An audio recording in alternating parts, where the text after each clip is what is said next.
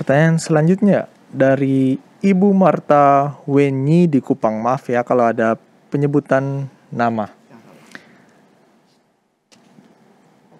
Pertanyaan untuk acara tajam. Pertanyaannya, dalam Lukas 11 ayat yang ke-24 sampai yang ke-26 tentang kembalinya roh jahat.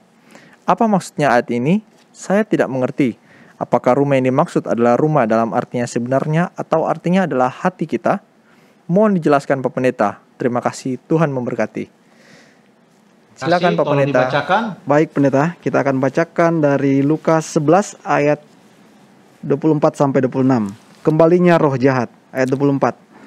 Apabila roh jahat keluar dari manusia, ia pun mengembara ke Stop dulu di situ. Ya. Stop dulu. Apabila roh jahat keluar dari manusia, garis bawahi manusia, terus ya, ia pun mengembara ke tempat yang tandus mencari perhentian.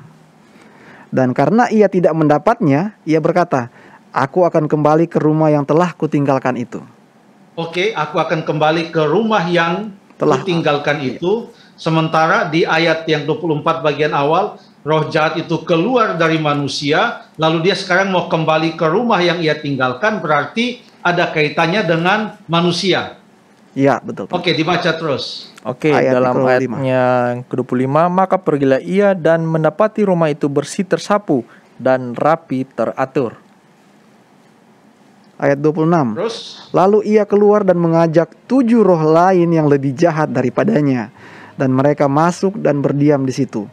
Maka akhirnya keadaan orang itu lebih buruk daripada keadaannya semula. Keadaan orang itu. Jadi ia datang, masuk dan berdiam di situ. Di mana keadaan orang itu berarti ini adalah manusia, orang. Ini adalah hati manusia.